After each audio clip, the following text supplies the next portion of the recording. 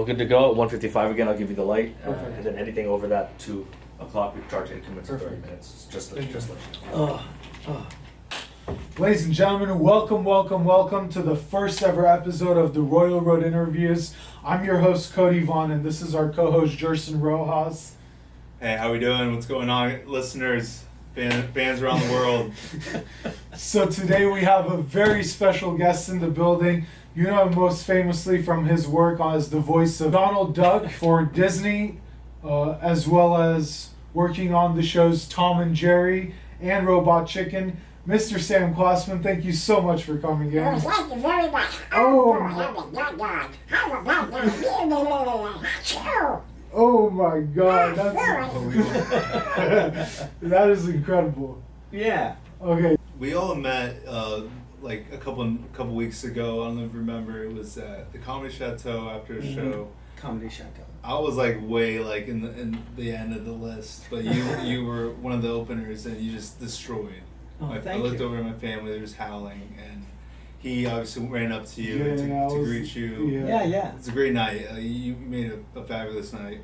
From an outsider's perspective, to hear like the voice of Donald Duck, the way you just did it. I didn't even, for the longest time, I thought that was like a computer generated voice, and then I heard you do it live, and it was absolutely mind blowing.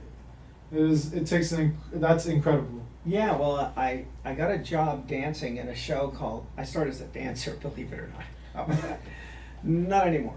So I got hired for a Disney show called Disney on Parade, and today you see it as Disney on Ice. It's a skating show now, and it goes around to all these sports arenas. Well, it was originally a dance show. So what we did was we would have it was a Snow White unit, so you'd have Prince Charming and all that stuff. And then I did the voice. I got hired to do the voice live, aside from dancing in the show, to do Donald Duck live 10 to 14 shows a week. And I did What's My Line, and I did radio shows across the country to promote the show Disney on Parade. So that's how I started. And I was able to perfect the live voice. shows like that help with your stand-up, just already having that. Well, I hadn't done stand-up. perspicacity? I hadn't done stand-up at that time. I was really concentrating on musical comedy, sing, dance, act, be an actor. I wanted to be an actor, and musicals, and all that stuff. So I was trained for tap, ballet, and jazz, and singing, and doing musicals. Like I danced in the movie Maine with Lucille Ball back in 1973. I'm really old. You're used to the stage. You have a lot of experience on the stage. Stage. But theater. so you're like as seasoned as it gets when it comes to the entertainment industry. Yes. I could do everything except make a living. So let's put that down. Mark that down. So that's how I got Donald Duck, and I did it from 1970 to 1976. Every year I'd go in and tape Donald Duck for Disney on Parade. And after that, I went over to Disney Studios, and I started to do Donald Duck for records and toys and commercials.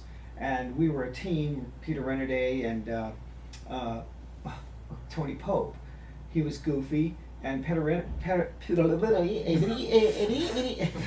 Renaday was Mickey Mouse. And I'll tell you how good he was. He actually worked with the original voice of Donald Duck, Ducky Nash, we call him. Clarence Ducky Nash. And Clarence said to him, "You sound exactly like Mickey Mouse." And so he did it for 20 years or something. And I did it for 17 years, Donald Duck. And Tony did it for 15 or 17 years. And we were a team. Oops. Yeah. Sorry about that. They do say for every great production in Hollywood, there has to be good chemistry with the team. Yeah. You have to have, sort of that relationship that, Yeah. not only, you encourage each other, but also builds over time. Right. And then, so we did all these things like records, and we did Totally Mini, the album. We did popsicle commercials and, records and talking books and all that. And, by the way, I wanted to say, Peter, you know him from the original Ninja Turtles. He was Splinter, the voice of Splinter. I've actually never seen Ninja Turtles. Not the new one either. I've seen the cartoon, like the old cartoon, but they came out with like the action movie in 2016. I should have seen it. The soundtrack was good though. Well, the original Ninja Turtles was what Peter did, and he he has voices all through Disneyland and Walt Disney World and all that. So yeah, so that's how I got Donald Duck, and I was doing that. And in 1975, I went over to the Comedy Store. I thought, hey, I can do this. Yeah. So I started to do stand-up. Yeah. And I worked with everybody, Robin Williams and Leno and Letterman, they were all there. Oh, and Michael Keaton, who was a standout. He was terrific. That's At the incredible. They were time, all there. Larry Sanders was there. At Oh the yeah, time. oh I was good friends with Gary. We did a gig in Gary Shandling. Yeah, Gary yeah, Shandling. Gary Shandling, yeah. R.I.P. rest in peace. Larry Sanders. Yeah, Gary and I did a gig in Phoenix, Arizona together. We became good friends, and I just should have hung out with him more. That's all. I wish I had. He had totally different style with the late night shows, just doing parody when you grow with the show, kind of. You know, I did have a question though. Yeah. You said, what was Robin Williams like? He was very quiet off stage. He just was introverted, actually. He was just sitting. We did a gig, we did a show together, and I had a tough time with the audience. He gets up and blows them out. And then we go and sit down, and he's like, 'Cause quiet. he had that persona. Yeah. That like, Yeah, he was wonderful. yeah. Do you We feel used to- that way after your sets? Do you feel like you want to just go to the back, be alone, or do you get around Well, and gather? I like the gratification of the audience, you know, hearing that the joke Of worked. course, yeah. If Same not, here. you just go on to the next one. As all artists do. Yeah, and then I kind of sit in the back, you know, and yeah, I used to like to look at the audience and see how they react. But you know, I'm not like Robin. So we're having coffee Yeah, after the show, and yeah. we're sitting there, and I go, "Hey, Robin, you did great." You know, Yeah. and I would go, wasn't that wonderful? For such a talented soul, he was fighting demons. Well, at this time, I didn't know anything about that. Okay. Well, he was Yeah. just a nice guy. He was a Yeah, very yeah. kind man. Yeah. Yeah. And so we start talking, and all of a sudden, I start moving the ketchup and the salt and pepper shakers and all that stuff. He starts a civil war with the condiments. Then he wakes up. Yeah. That's how he woke up, you know. So Did you see the whole Sam Kinison and what was the other guys? Andrew Dice Clay war go down. It was like them against each they other. were there, and I actually did the Riviera Hotel with Dice Clay. Oh, You know, sweet. Are these like? And Sam Kinison was the doorman at the Comedy Store, and my name was on the wall, and it was SK, you know, Yeah. Sam Kwasman, and That's his awesome. was Sam Kinison. So he's the doorman, and I go up to him, I go in, I go, hey Sam, and he goes, you know, one day my name's gonna be on the wall. And I said, you'll probably be bigger than I ever will be. You'll probably be a bigger name. This Sam person here, you said he was the voice of Mickey Mouse, correct? No, Peter that's- Renedy. Oh, Peter. Peter Yeah, Sam Renedy. Kinison's a Sam singer, Kinison's a dude. stand-up comic. My apologies. Yeah. I'm uncultured when it comes to comedy. Noob. Well, yeah.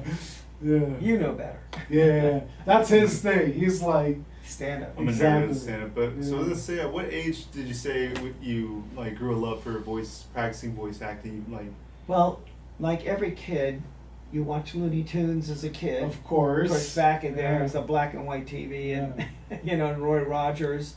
You know, I mean, we even like our generation, like even though we grew up like in the age of like digital media, we were still watching Looney Tunes, Mickey Mouse. You know, it was yeah, they're like forever. those are timeless. So I used to imitate them, Bugs Bunny, Daffy Duck. I was 8 years old, and the teacher says, you know, all this kid does all day is jump around and do Yeah. cartoon voices and tries to write a script. I try to do a Charlie Chaplin thing. I'm in the 3rd grade. And That's awesome. Something fits. So you should put him in one of these singing, dancing, acting, baton twirling hula, you know, studios where he can learn to tap dance and everything. So yeah, so they did. So for you, it was like you always loved it. You I were. always like to perform. That's awesome. Yeah, and then I was, it feels like a hypnosis when a stand comedian does an impression. Too, It because really It's does. a lot It's- more it's entertaining incredible. than most of the acts. Yeah, absolutely. yeah, you wanna. It stands out. It stands Yeah. up. That's what you want to be. You want to be original.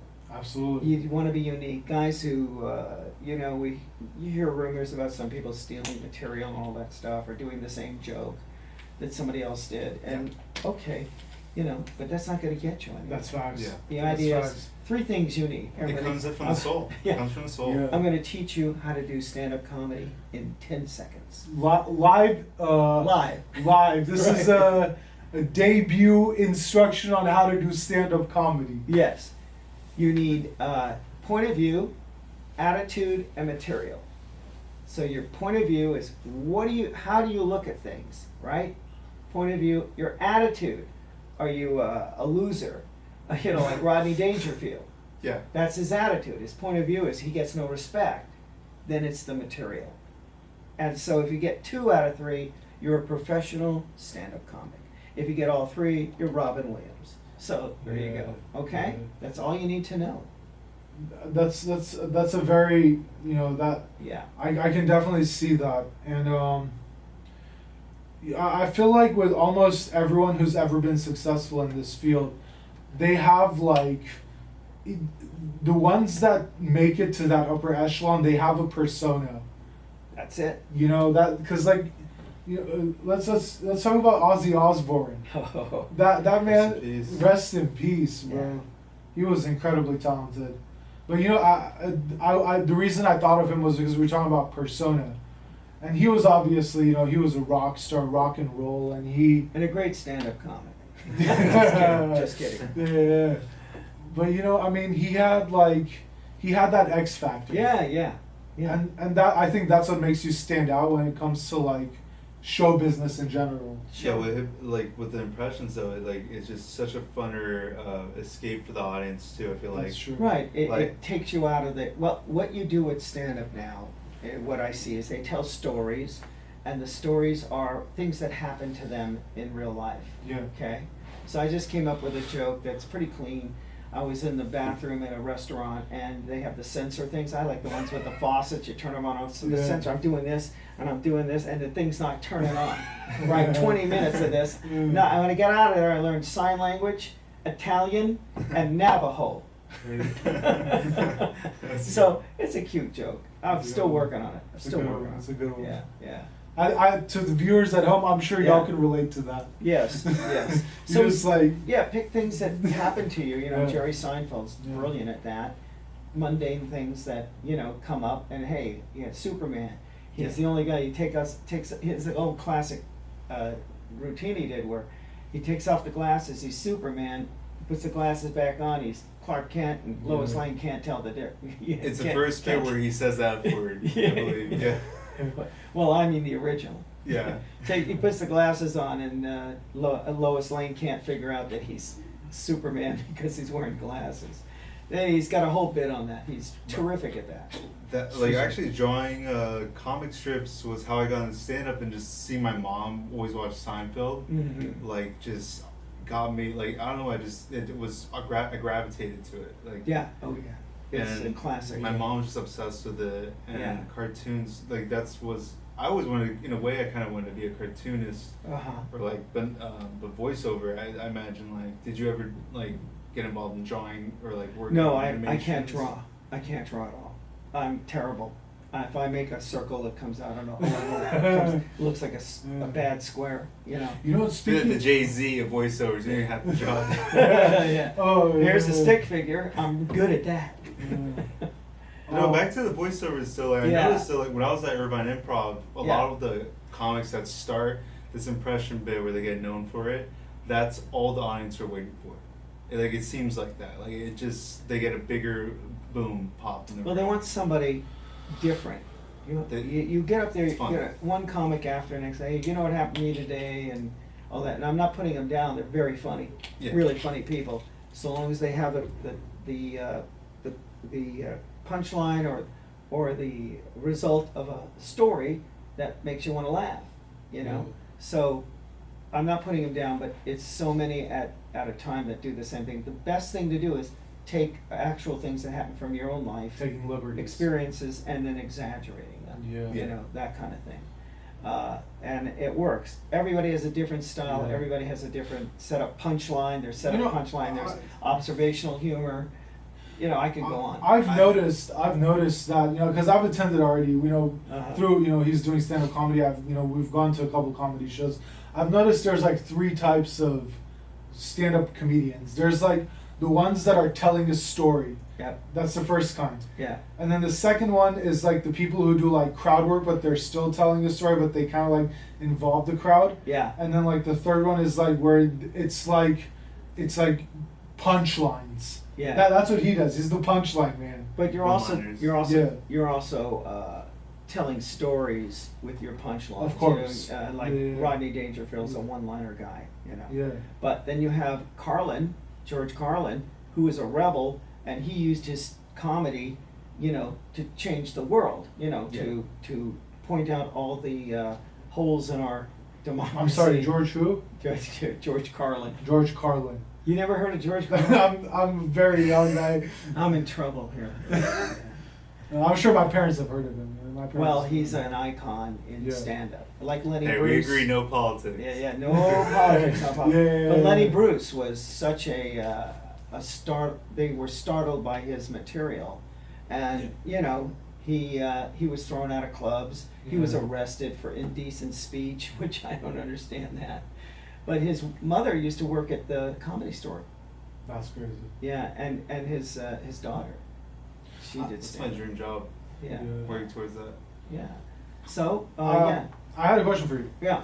So when you were entering the the realm of doing gigs and like different jobs, did you have any did you know people in Hollywood, or did you just go in blind and do it all yourself? I didn't know anybody except the woman who choreographed Disney on Parade, Anna White, who's passed away years ago, and she hired me to do the Disney show where I got Donald Duck. She actually discovered me, and said to the executive producer, "Hey, we got a Donald Duck here. He's going to do it live, and he can dance." So, Yeah. Were So- any of these shows in Florida? 'Cause yes, we went to Walt Disney World. So I To feel like I've open been Walt to them Disney when we were World, younger. oops, I'm sorry, I keep hitting this. Walt Disney World, we flew in Disney on Parade to the original, I mean, nothing had been built then. This is All that 1972, shows, you yeah. know. And so to promote the Disney on Parade show, we went to Walt Disney World and they videoed us or shot us doing this. There was nothing there. It was just a big castle and the rides that were at Disneyland. Nothing had been built, no Epcot Center, no nothing at the time. I've actually never been to Florida. Just grass. Yeah, no, grass. There were cows. You know, we were given milk. But we would no, go it's- there almost every weekend Yeah. to see us live shows. My grandma loved taking it, so she was excited when I told her about your act. Oh, yeah. She would love to have been there. Yeah. Well, like I said, this was 1972, and they just opened, and I actually met the Disney family in Kansas City when we were in rehearsal for this Disney show, and I met Roy Disney. That's insane. That's Walt's. We actually wanted to ask you if you had actually met Well, the Walt. Disneys. Yeah, Walt was gone by then, but Roy, Yeah. Disney, and the family all came out to see it. That's And incredible. Mr. G introduced me to Roy Disney. He said, "This is Sam. He does Donald Duck That- live at the show." That's Walt's son? No, Roy Disney was Walt Disney's brother, Brother. and ran Okay. the Disney studio on the financial side. Yeah. I imagine they have like a Rothschild estate. How is their land? Their The house? what? Their house. Who? Are they Whose house? the Disney's? He was saying they had like a Massive, major estate with I've like. never been there. I don't know. Oh, you just like hanged out with them. No, we're in rehearsal in Oh, okay. Kansas City, and they came to see the show. So after the show, Yeah. the executive producer, Mr. Grillicus, Mr. G, we had to call him Mr. G because Grillicus was That's a mouthful. great guy, Grillicus. great guy. He did Yeah. a lot for me. And he says to Roy Disney, this is Walt's brother and the family's there. He says, "This is Sam. He does Donald Duck live for the show." And Roy turns to me and he goes, and he says, "I thought that was Ducky Nash. The original voice of Donald Duck." So Yeah. to me, I took that as a compliment. And when I had to do What's My Line, which is an old TV show in New York, I had to call the original voice of Donald Duck to let him know I was doing Donald Duck on this show. So I got to speak to him, and he said, "Well, let me hear your duck." So I do my Donald Duck, and he goes, "Oh, that's pretty good." I said, "Well, how do you do it?" I remember I'm 19, I'm an idiot, Mm. And he says, I said to him, "Well, how do you do yours?" And he goes, Yeah, it's pretty much your own thing. Says, well, come back to LA, let me know when the show's on, and come back to LA, I'd like to meet you. Yeah. To be fair, you're the way you do it is just like, it's hard for me to like. To juxtapose, Yeah. no, it's verbatim. It's very like. So not gonna be able to okay, tell. okay. So when you came up with the voice of Donald Duck, Yeah. was it like you worked on it for a while till you perfected it? I was 13 when a 13. friend of mine showed me how to do Donald Duck, because I was doing all the Looney Tunes, Bugs Bunny and Daffy Duck, and I was a kid, my voice hadn't even changed. It says, I'm way up there. I'm a chicken hawk. I'm gonna get me. Oh, I caught a pudding tat. So, because I could do those, because I was a tenor anyway. But You're automatically the favorite of the family. I feel like yeah, for sure. Down. Well, I have 3 brothers. They're all doctors. So we have 3 doctors and a duck. That's my family. So from Donald Duck, I got little Quacker, the baby duck on Tom and Jerry. 25 years after I did Donald Duck, I get a call out of the blue going, "You still do a good duck?" I go, "Yeah, who are you?" He was the executive producer of Tom and Jerry. For those of you, I forgot whether I mentioned that I did say you worked on Tom and Jerry at the beginning. Yes, right? you did. Yes. Yeah. I mean, we're here with Hollywood royalty. Oh, I wouldn't call it that. No. He's been in like every show that we grew up on watching, and like that's awesome. Well, so Quacker, I said it's not much of a stretch for me. He says it's not much of a stretch, and he had worked at Disney Studios as an animation supervisor, and remembered me 25 years later. So that was a big compliment. I was really humbled by that. I mean, Yeah, it's hard to be who would remember remembered you? in any place in Yeah. in the city. So I go in to do the job, and I get the call back, and I get the job. Okay, so we're at the cast party, and I do Donald Duck for all the other characters. They have their kids. They want to hear the duck. So I'm doing Quacker now. Quacker's different. He's an innocent duck. He sounds like this. He's Oh, you the mama. Oh, you the mama. Oh, nobody loves me. Oh. It kind of sounds like if Donald Duck took like a big dose of a helium balloon. Yeah. He's a little higher, and he's very innocent. He's bright-eyed and bushy-tailed, just out of the egg. And so you have to do it that way. As a matter of fact, I was in the booth, and the director says, "Hey, listen, we need you to sing a song." He's gonna go swimming in his little pond there. His bird feeder thing, bird pond. And so he says, we need a song, but no royalties. Come up with something. I said, well, okay, let's make him Sinatra. Let's make him, because he goes Scooby Dooby Doo, right? Yeah. So I had a little Quacker go. Scooby Dooby Doo, I'm going swimming. I'm going swimming. No. That was it. And you had to do it on the spot. So you have to understand, they'll ask you to do things like, okay, we need a butler. He has to be an English butler. Give me an English voice to match this butler. Oh, yes, hello. I'm sorry. You talk like this. All kinds of things. It's very like, on the money. It's like, Yeah. I just did a video game. I can't talk about it. That is a secret. Can't talk about it. Yeah. A lot of these and And as a character, I had to make up the language. Yeah. Yeah. Kind of like what they did in Avatar. Yeah, kind That of. was a good movie. Yeah, on a lower plane. Yeah, so. that was like, Avatar. It's like Yeah. I think it used to be the highest grossing movie of all time, but I forgot one movie took over. Speaking of movies, Yes. cartoons. What Mr. Kwasman? What would you say are your favorite movies from any era? Cartoons, you mean? Or Well- movies?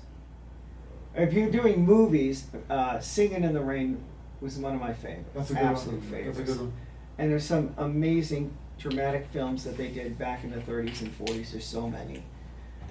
And there was like a golden age in the late 30s from MGM and Warner Brothers, where they came out with Jimmy Cagney doing "I'm a Yankee Doodle Dancer." I'm a Yankee Doodle Dancer, you dirty rat. You know, and that kind of thing. So, and also Casablanca, and there's so many of them. Yeah. So many great films that affect you. Absolutely. And also some recent. Is there a song that connects to "Singing in the Rain"? It's like the song that goes with that movie. Yeah, I'm Singing in the Rain. It's a sound that Okay, has. that's something. I've been told of Singing in the Rain. My mom really likes that movie. Yeah. I don't think I've seen it. I've seen Mary Poppins though. Mary Poppins, the Sherman Brothers. That was an excellent Yeah. movie. So It was a good movie. I ran into one of the Sherman Brothers we're coming out of a movie, and I ran into him, and I told him what I did at Disney, and he remembered Disney on Parade because he worked on the music, and okay. so I said to him I had to do supercalifragilisticexpialidocious 10 to 14 shows a week. That's a. And I go, that'll drive you nuts. So he looked at me and went, yeah, I know. So how long was each show you were taping? That's like 2 shows a day you're taping. We were doing two. We did 2 on Friday, 3 on Saturday, and 2 on Sunday, and we did That's- 1 Tuesday, Wednesday, Thursday. Is- And it was a 2.5-hour dance show. One dance number was 20 minutes long, and lifting women 3 times, 3 lifts with the women. So you Yeah. had to be in shape. Yeah. Yeah. You saw the Mandarin version, super Well, they were Macau. all over the country, and now it's Disney on Ice. So it's Yeah, a different they type of still show. do that. It's everywhere. Yeah, it's everywhere. Yeah, it's all over. So it's a lot of fun. I have friends now that do the voices for that. So anyway, that's what I did. Quacker, Tom and Jerry did Robot Chicken, which is Mickey and Donald at a bar picking up chicks. Which of those productions would you say was your favorite to work with? Like the people, the team. The Oh staff? well, Tom and Jerry those guys are fantastic. Yeah. As a matter of fact, they all were. Seth Green was great, to work with them. And when I was a dancer, I started in the movie Mame with Lucille Ball, and she used to tell me stories. And Anna White, who I adored, who hired me for Disney and hired me for Mame, the movie Mame with Lucy. Everybody knows Lucille Ball, right? Yeah. I Love Lucy. Oh, Yeah. of course. So her retirement film was Mame, and it's a musical that was on Broadway, and they turned it into a movie, and she was the star, and she used to tell me stories, because we spent a month dancing in that show. So I started dancing, going into musicals and stuff like that. I mean, Tom and Jerry was. Yeah. That is such a good show. Yeah, and they let me write some of the episodes. Really, I got story by for about 3 or 4 of them. that is incredible. Yeah, little Quacker finds a lucky penny. Oh. Flamingo a go-go. Yeah. Stuff like that. So when you're filming for Tom and Jerry, Yeah. so if I remember correctly, Tom and Jerry, they had drawn the cartoons. Well, Yeah. Daryl Van Sitters was the executive producer and director, and he based the Tom and Jerry cartoons on the early '50s style, and it's very attractive. It's probably the best drawings of Tom and Jerry. So Yeah. his Tom and Jerry was really, really good, really good. I mean, I've seen almost every Tom. I've seen the Yeah. older ones, like Yeah. the ones that were like somewhat newer, and then like the newest ones, which are just like, Yeah. it doesn't compare to the old ones. The old ones were much. Yeah. They had so much more Yeah. girth. They had, well, first of all, it was ink and paint, and it was more movement. Yeah. In other words, they did ink and paint, and they would have a fluidness with the cartoons, And then as you got into the '60s, they got into Xerox, Uh-huh. and they got into stiffer, cartoons, to save money. Yeah. So it was expensive to do cartoons. But Hanna-Barbera had invented Quacker in 1950, and it was voiced by Red Coffee. And then they did, Jimmy Weldon did the little duck, Yankee Doodle in the '60s. This is duck history, okay? And he was terrific. Even at 98, 99, he could do an incredible duck, Yankee Doodle Duck. And I never met him, and I always wanted to. And, but I did go to the Mel Blanc School of Voices. Is that Mel Blanc was the voice of Oh, everybody, Daffy Duck. yeah. So I went to the Mel Blanc School of Voices. I met Mel. I did Donald Duck for him. He did Daffy. And he said, it's great you can do somebody else's voice. Yeah. But I made my whole career on original voices. Yeah. And he was right. He said I should study that. I think he was right. Right, and he was wrong. Because when he died and passed away, unfortunately, oh boy, that was a big blow to everybody. He was so good. And he was right and he was wrong because it took 10 people to replace him.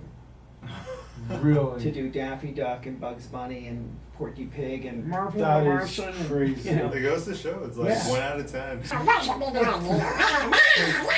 big idea. I'm sorry. How's that? So I'm the only actor that's ever Right. done both, Donald Yeah. and Little Quacker. That's incredible. Yeah, yeah. That's incredible. I was trying to be funnier here, but I don't know. Yeah.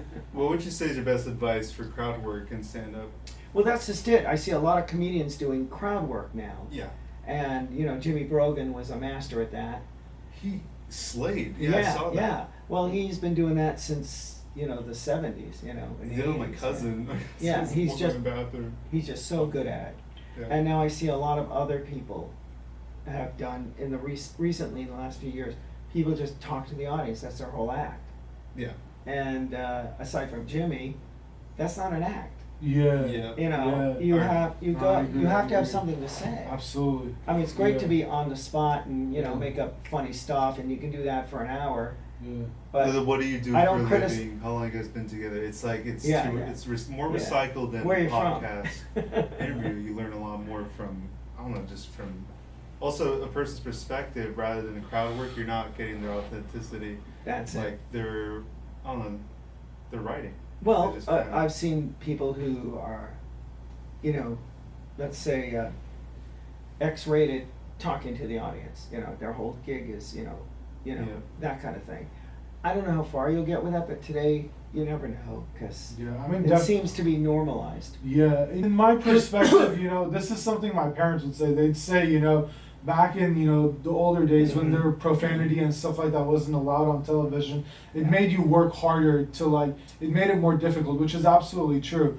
Because, but, you know, personally from my generation growing up, I mean, obviously you don't want it to be lewd to the point where it's like, it's just not, Yeah. you know, Yeah, but digestible. But, you know, yeah, there's definitely a difference because when you're not using that sort of like perspective, yeah, you have to actually like come up with something that makes it entertaining, yes. you know. Yes, I mean it's a gift to be able to talk to the audience, get something funny out of them. I mean, Yeah. I used to do a bit where, well, people would try to do Donald Duck in the audience or Quacker or whatever, you know, and you know, it's With no success. yeah, and I would just say, well, which end did that come out of? You know, just, and that would stop them. Yeah. But I've been spit on so much, people trying to do the duck, that I'm immune to everything now. So Yeah. I've been, what's it called, just working on my act more so than crowd work. When I jump into crowd work, it's very quick, but Yeah. I try to use my artillery most of the time, like just all the jokes ever. And I probably said the F word like once.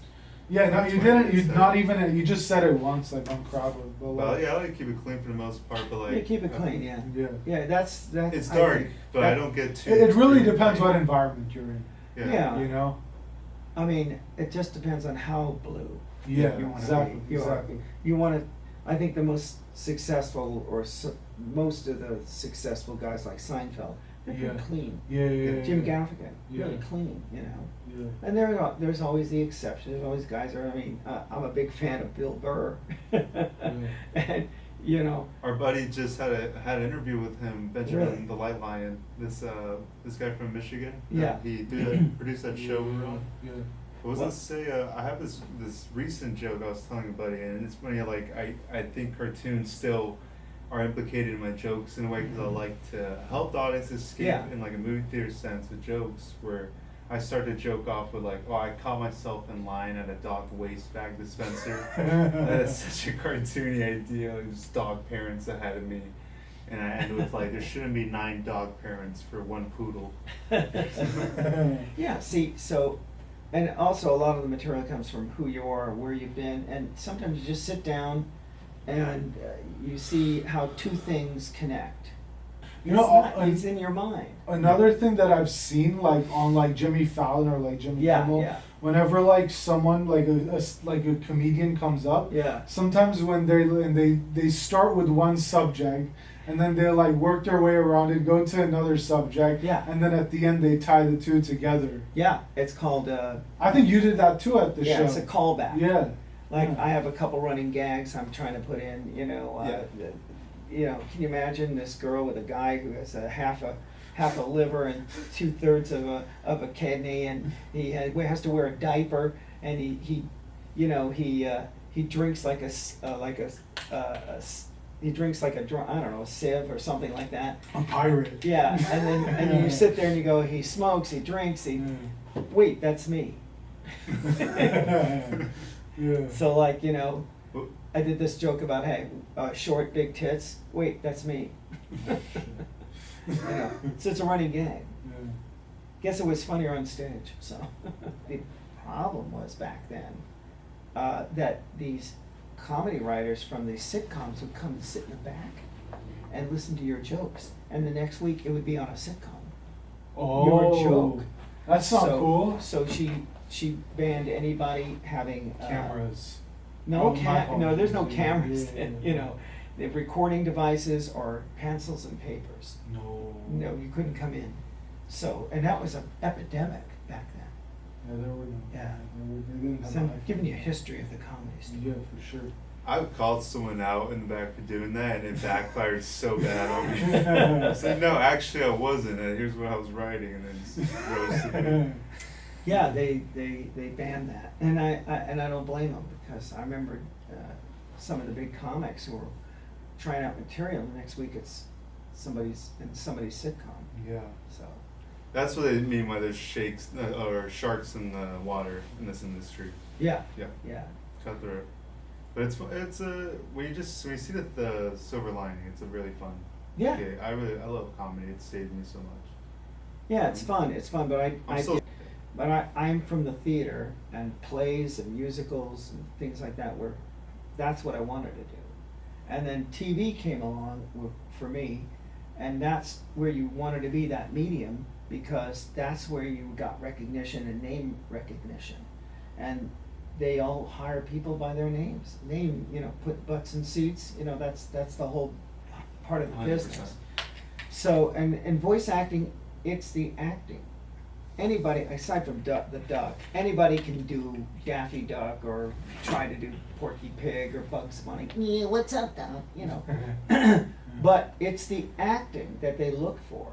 In other words, how do you approach this character? Is he laughing? Is he crying? Is he, sad? Is he solemn? So all the emotions. There's a lot more that goes into it than just doing a voice. And their countenance has to match Yeah, it. absolutely. It's like you have like a persona that you project through the voice. Through that character, you want Yeah. that character to come out. You got to give it life. Yeah. You got to bring it in. You got to make it live. Absolutely. And how do you do that? It's the acting part. Yeah. But acting is a misnomer for a name. It's you have to be that character, from acting class. This is acting class, okay? So you have to be. You don't act. You don't try to be. You just be that person. Like if he has to scream and yell or he has to cry, just scream and yell. Don't pretend to scream and yell. If you're a drunk hides being drunk. He doesn't come out unless it's a farce or a comedy, real bad comedy. It's a guy trying to hide his, alcoholism. Yeah. That's the acting, and you don't try to do it. You just do it. You be that. And it's just a matter of finding who you are. It could take 10 years. That's what it takes. Mitzi used to say, if you're not a big comic by 2 years, if you don't make it you're out. Yeah. Yeah, but that's not true. It takes time. It takes time. You never know, because sometimes it could just, you do it and it blows up, and then She Your didn't favorite- pass and it's over. Jerry Yeah, Seinfeld. yeah. She didn't pass Jerry Seinfeld the first time, or like. But She he's passed not. Jerry Seinfeld. Ever since he's been, but like the first time she didn't like He how never- polished she was. He never played the Comedy Store. Oh, he never passed. He was never He passed? didn't. She didn't hire him. Yeah. They didn't get That it. goes to They show didn't how get tough it. she is. Yeah. Well, it wasn't just her. I mean, she just didn't get it, what he was doing, and yet here he is, the #1 stand-up comedy Yeah. comic in the world, Yeah. and he writes every day, Yeah. and he's always coming up with new ideas, and that's the thing about stand-up. Every day, it's a writer's medium. Gary Shandling was so successful because he was a terrific comedy writer. Yeah. You know, he could create comedy, create jokes. He was very funny. You know, Michael Keaton was really funny. You know, Yeah. people don't remember that he actually was a stand-up. Yeah. So, but he was so definite, and so his persona, you know, he could throw it out into the audience, you know, and you could feel it. And Yeah. he was very clean and very, very smooth, but he had definition in his act. So here I'm analyzing Michael Keaton, one of the greatest actors of all time. That's the I best don't even think- conversation I Yeah, I don't think he ever Wow. took an acting lesson in his life. I think he was born that way. He's that good. Yeah. He's amazing. All right, you know, it's just like people think that you just do it. No, there's a lot of work that goes into it. Like, Yeah. you don't just go up there and just do the show. Like, there's hours of preparation that goes into it, like brainstorming, writing, like, you know, Mhm. going over it, rewriting, making sure it's a whole process. And Yeah, if you're a writer on a sitcom, there's a pressure. There's this Yeah. pressure to get it done because you have 5 days to Yeah. rehearse and, you know, shoot Yeah. it at the end. So when I did the Bob Newhart show, he only had a 4-day weekend, 4-day week. So we come in on Monday, we do a table read. Tuesday we block it. Wednesday we do a rehearsal. Thursday is dress rehearsal, and we shoot it that night. So Suzanne Plachette was a beautiful. She played the wife of Bob Newhart. I don't know if you guys know Bob Newhart. He just passed away like last year, and he was a very big stand-up comic. So I don't know if you remember him, but he was on that sitcom where they're all physics and all that stuff. They're all scientists, you know. oh, The Big Bang Theory. Big Bang, yeah. He was on that. If you ever see the movie Elf, Yeah, with Will Ferrell. yeah, He's and- from Irvine too. Yes, and the elf Bob Newhart, that's his dad.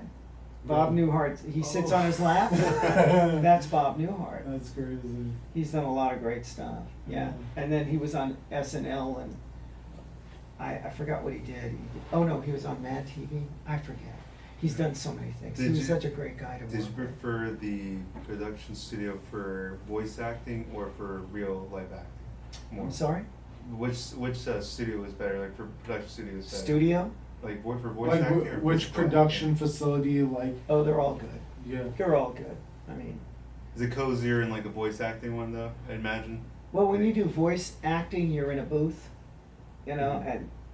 and I was at the Warner Ranch. Mm-hmm. You know, there's Is a that the story, one in Burbank? the one on Hollywood Way. Oh, okay. Then there's the Warner Brothers studio. Yeah. Well, the Looney Tunes guys back in the 30s and 40s were so crazy and did so many prank things that Jack Warner threw him out of the Warner Brothers studios and put him in the ranch on Hollywood Way because they were crazy.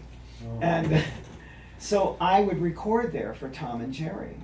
And you walk in and they've got Batman, the cartoon series, they got these cells, you know, and stuff. I'm a big And actually, fanatic. and they don't have cells anymore. They have, I asked for an animation cell of Quacker, and he goes, where have you been?